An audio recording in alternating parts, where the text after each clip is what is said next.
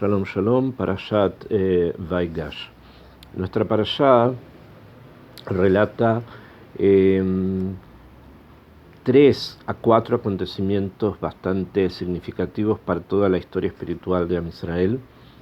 El encuentro o el enfrentamiento, mejor dicho, de Yehudá con Yosef a causa de todo esta estrategia para poder retener a Binyamin que estudiamos y leímos la clase pasada. El hecho de que Yosef se revela, se muestra delante de sus hermanos, se manifiesta que él es Yosef.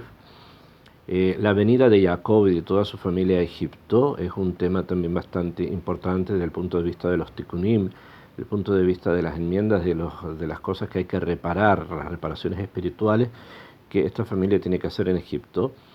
Y se vuelve como hacia atrás en la historia y nos enseña también la forma en que Yosef administró Egipto durante los 7 años de abundancia y durante los 2 primeros años de carestía, que es lo que finalmente termina cuando llega Jacob a Egipto. Se muestra qué hizo Yosef en Egipto durante ese tiempo y la forma en que eso se estructuró y se sistematizó y se organizó. En esta entrega vamos a referirnos al primer punto, al enfrentamiento entre Yehudá y Yosef. Nosotros leímos en la última parashá, la parashá anterior, la parashá de Miketz, que Yosef hizo, como les dije, una estrategia con una copa que él tenía, poniéndosela a la amtajá en el costal de Binyamin, y después los hizo que los siguieran y que encontraran precisamente la copa. Hizo toda una mise en scène, toda una especie de estrategia, estratagema para inculpar a Binyamin de algo que él no había hecho, pero era la forma como para hacerlos volver nuevamente a Egipto y acusarlos de esto que estaba ocurriendo, de este robo de su copa, que según el señor de Egipto, que es la forma en que Yosef se muestra delante de ellos, en que ellos lo reconozcan, hacía brujerías o veía el futuro, etcétera, todas unas cosas que Yosef trató de comunicar de una forma así como soslayada, como para que entendieran cuál era el poder de este señor, el señor de Egipto. Y con la intención de dejar a Binyamin como esclavo debido al robo de este instrumento de brujería o de conocimientos del futuro. Los hermanos obviamente se niegan a abandonar a Binyamin y están dispuestos a luchar por él. De esta forma, desde el punto de vista de la ahvá, de la unión y de la hermandad de la familia, entonces vemos que Yosef está tratando de llevarlos a ellos, a sus hermanos, a un punto tal que sean capaces de proteger a uno de los 2 hijos de Rachel. No olvidemos que Binyamin y Yosef primero y Binyamin después, son hijos de Rachel y Menú, de la otra esposa de Jacob, y que habían demostrado con él, con Yosef, una cierta reticencia a aceptar o a ser partícipes de una unidad familiar entre ambas hermanas. Entonces, si en este caso ellos son capaces de poder proteger a uno de los hijos de Rachel, en este caso Binyamin, entonces Yosef entiende que ya ha logrado lo que quería, que es que sus hermanos, entre comillas, vuelvan en Teshuvá, que reconozcan que habían hecho un acto injusto con él y que esto está siendo reparado con el hecho de que están protegiendo a Binyamin. Esta es la lectura simple de lo que leemos, o sea, eso es la explicación bastante simple de la historia y cómo la vemos y de los actores que están dentro de ella. De las muyot, ¿no? de los personajes que vemos, cómo se mueven y las cosas que dicen, entendemos que eso es, ¿no? Bueno, pero esto es a un nivel bastante simple, una lectura primaria. Sin embargo, hay acá algo que no deja de ser bastante curioso y que nos lleva también a un cuestionamiento profundo, a pesar de que obviamente tiene explicaciones que podemos entender de una forma más simple. En la parashá anterior, en la parashá de Miketz, cuando por cierto motivo Shimón es retenido en Egipto, como supuestamente porque ellos eran acusados de haber sido meraglim, etc. Y Yosef toma a Shimón, lo separa de sus hermanos y lo manda a una cárcel o a un lugar que no era una cárcel, sino que lo mantuvieron bastante bien, según lo que los midrashim y nuestras tradiciones orales dicen.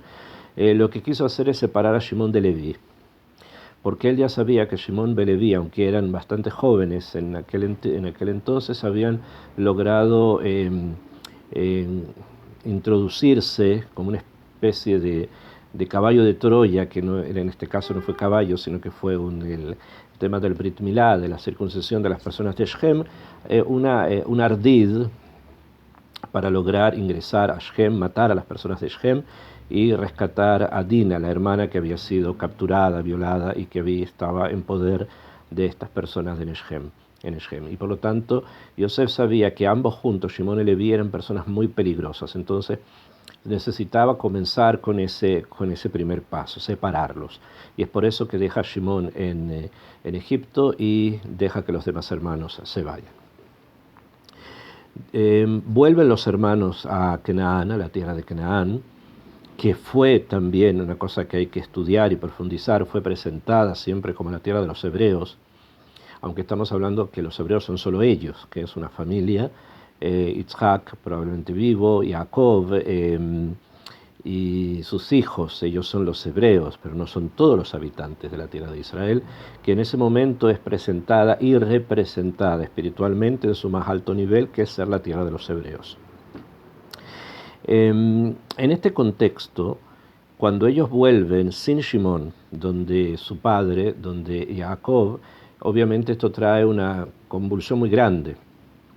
Y cuando el tiempo pasa, nos enseña la Torá que nuevamente, por el mismo motivo que ellos habían ido antes, que es el Ra'ab, o sea, necesitan alimento, que necesitan alimentarse. Entonces, nuevamente, las provisiones comienzan a escasear, son periodos de hambruna muy comunes en el mundo antiguo, donde cualquier sequía o cualquier diferencia climática podría causar consecuencias muy trágicas para una agricultura muy primitiva y para una forma también muy primitiva de poder conservar alimentos. O sea, se necesitaba comer diariamente con producción que se traía normalmente diariamente también. Entonces, si un día pasaba que no había, probablemente ese día no se comía. Entonces nuevamente caen, después de haber vuelto por primera vez de Egipto, en la situación de necesidad de ir y buscar provisiones. En ese momento ellos dicen que la única forma de poder volver a Egipto es como les dijo el señor de Egipto, si es que traen a su hermano menor. Y de esa forma ellos muestran o demuestran a Yosef, al señor de Egipto, que no son meraglim, que no son espías como Yosef los había acusado en un principio. Jacob se opone. Dice la Torá en el pasuk, en el Perek Mem Bet 42, en el pasuk Lamed Vav 36, dice Vayomer Alehem, les dijo a ellos Jacob Abihem, su padre, Oti shikaltem, a mí me están perturbando, me están haciendo que me quede sin hijos. Yosef einenu, Yosef ya no está. Ve Shimón einenu, Shimón tampoco está.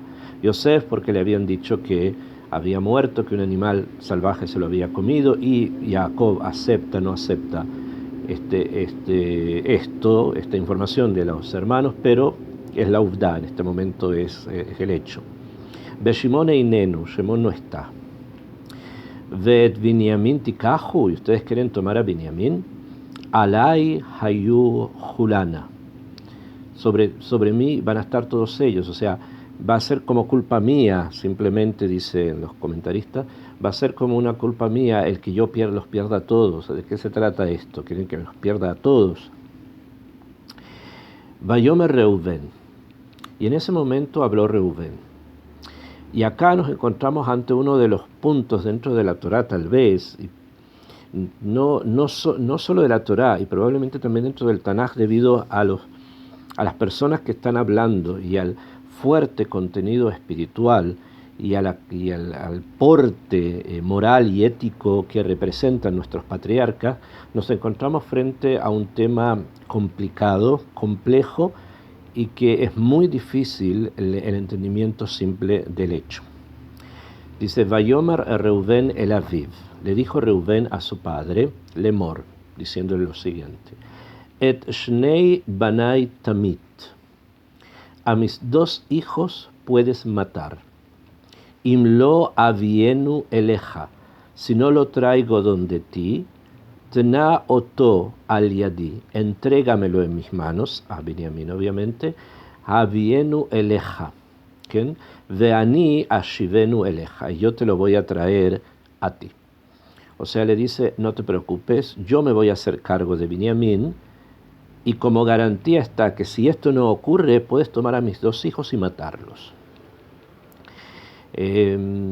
Ok, esto fue lo que Reubén dijo, y Jacob lo rechazó inmediatamente. Dice, Vayomer lo yered beni imahem, no va a bajar mi hijo con ustedes, ki ahiv met, porque su hermano murió, behu levadon ishar, y él solo ha quedado, se refiere quedado solo con respecto a la madre que lo dio a luz, que fue Rachel, o karau ason baderech, le puede ocurrir una desgracia en el camino, asher tel juba, por el que ustedes van a ir, beoraten et seivati beyagon sheola, y pueden hacer bajar mi vejez con mucho dolor a la tumba, o sea que voy a morir mal. Esta es la respuesta que Jacob da, y prácticamente, no sé prácticamente, lo metiajes bijlal a la atzaa, a la proposición de Reubén, ni siquiera le respondió, dijo no va a bajar mi hijo, con eso está la respuesta. Sin embargo, fue una proposición bastante extraña y que necesita un poquitito más de profundidad para poderla entender.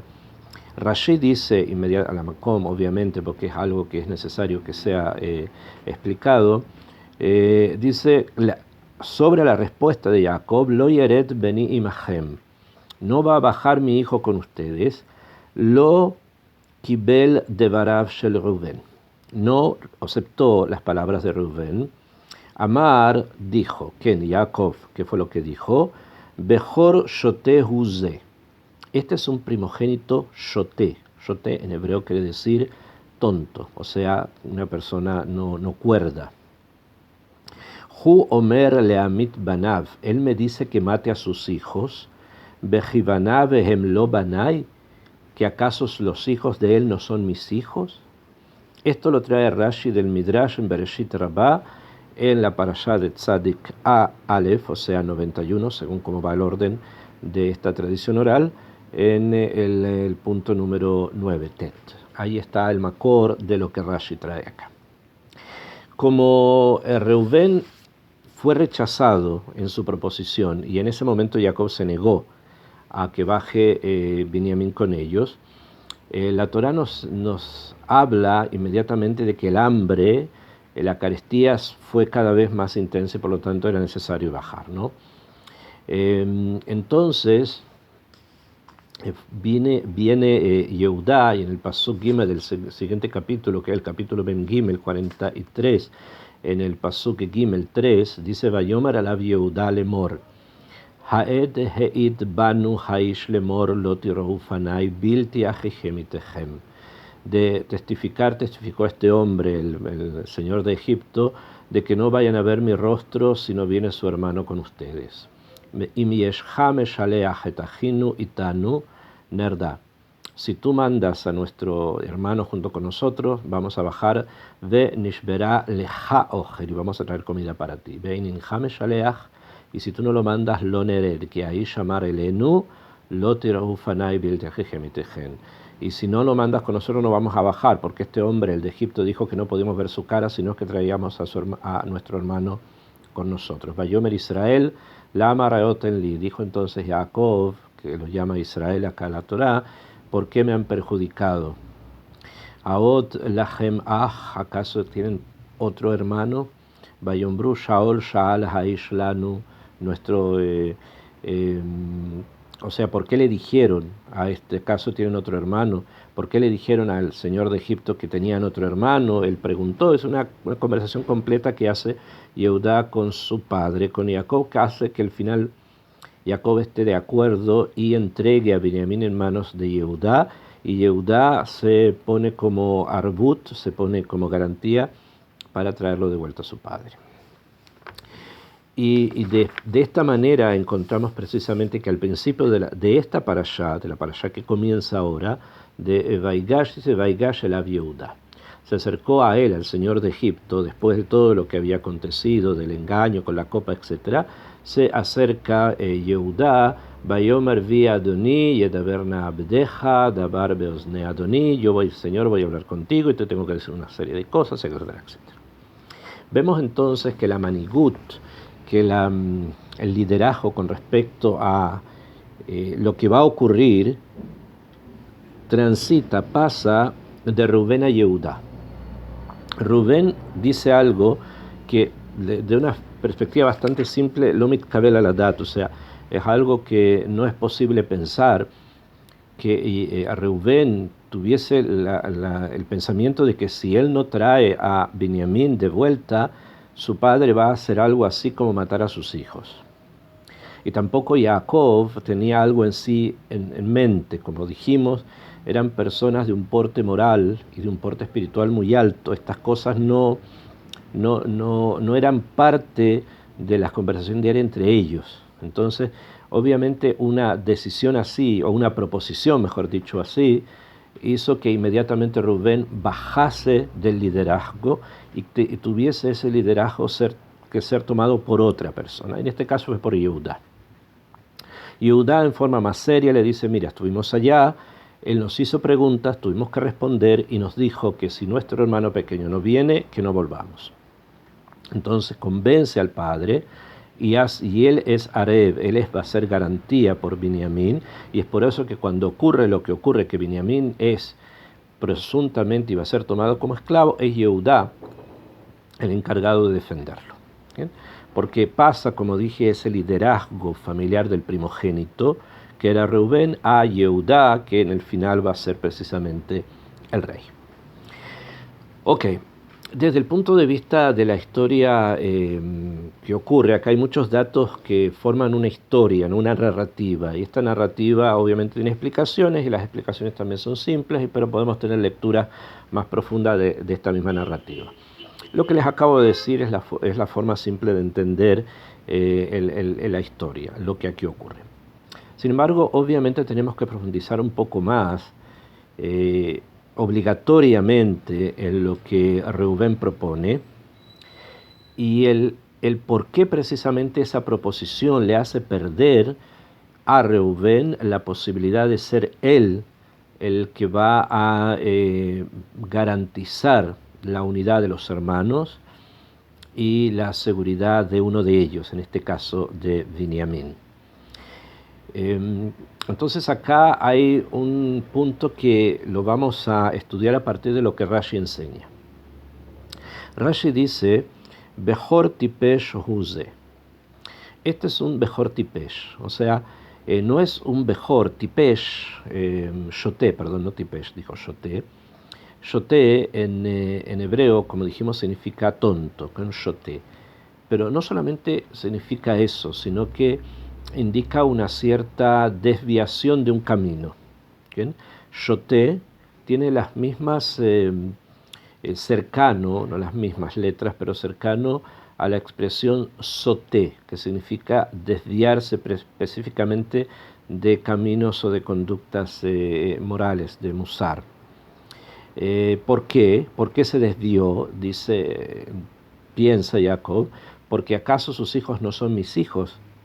Pero un momento, los hijos de Rubén no son hijos de Jacob. Cuando en la Torá se habla de Benei Jacob o Benei Israel, se refiere a las tribus.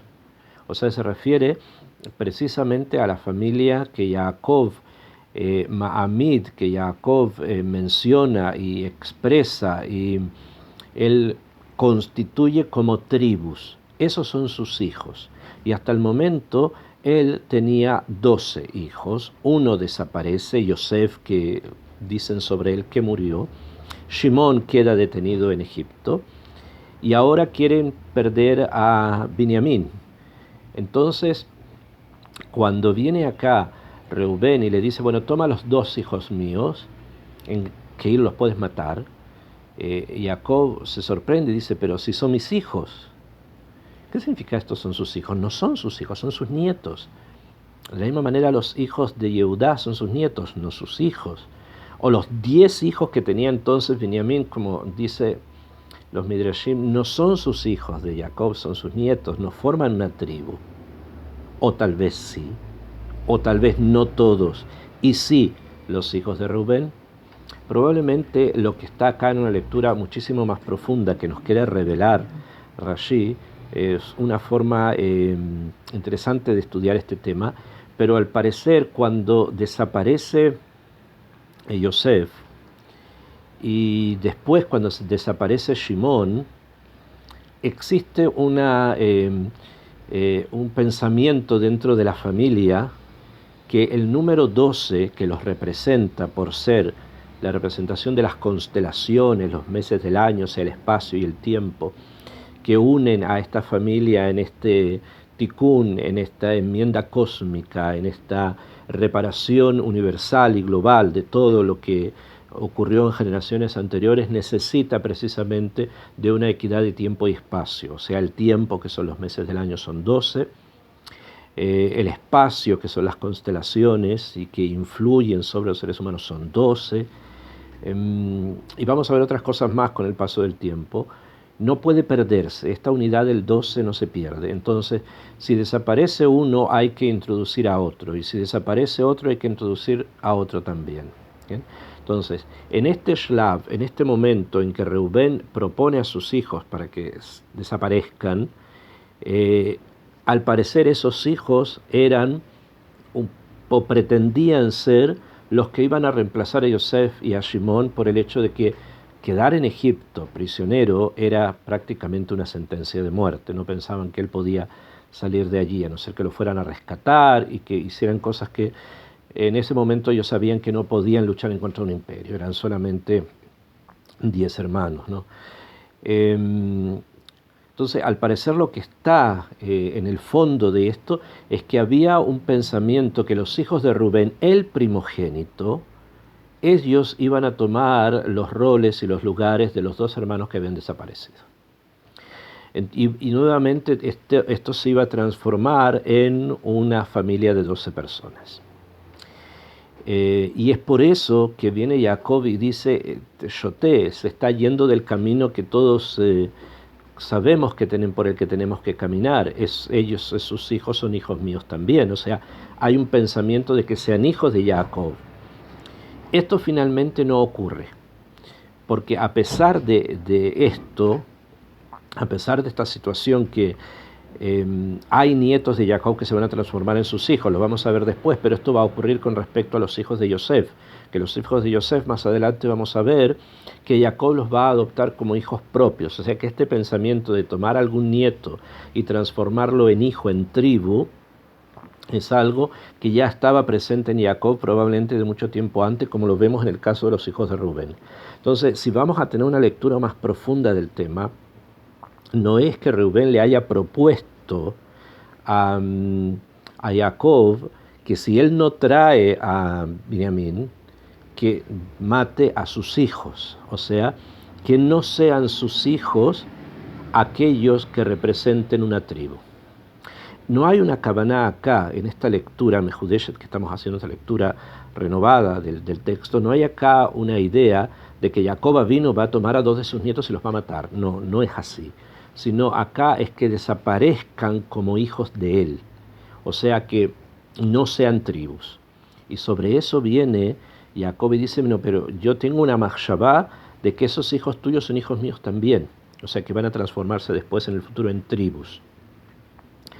Entonces, lo que tú estás haciendo es listot, te estás saliendo del camino que yo planteé, que yo quiero hacer, y para el cual necesito la unidad del tiempo y el espacio en el número de 12 que representamos nosotros en este mundo.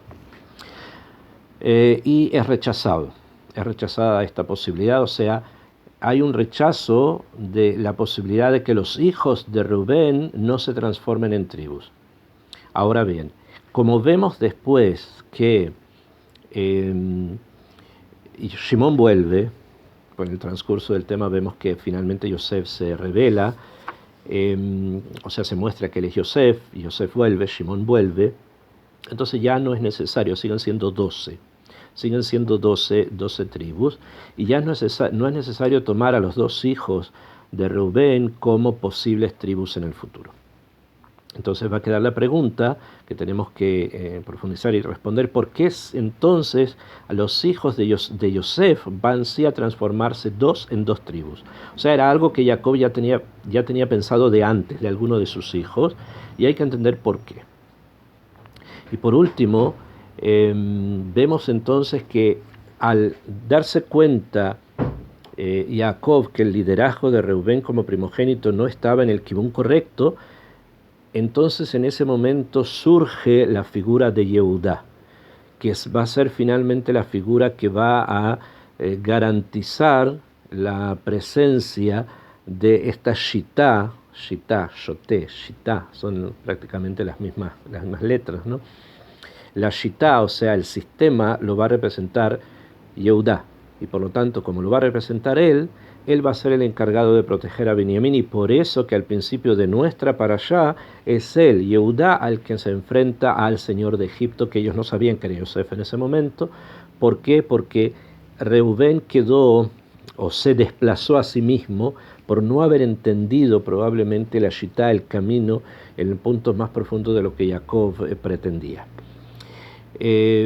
Obviamente queda la pregunta de por qué Jacob tenía en mente agregar dos tribus más, y que estas dos tribus al principio, al parecer, como el Midrash lo trae, provenían de Reubén, que finalmente van a provenir del otro primogénito, porque Jacob tiene dos primogénitos. Tiene un primogénito que es Reubén, que acá lo acaba de llamar Shoté, y tiene otro primogénito que es Yosef. Reubén es hijo de Lea y Yosef es hijo de Rachel, o sea que el tema del primogénito con respecto a lo que el primogénito entrega es algo que al parecer para Jacob era de suma importancia.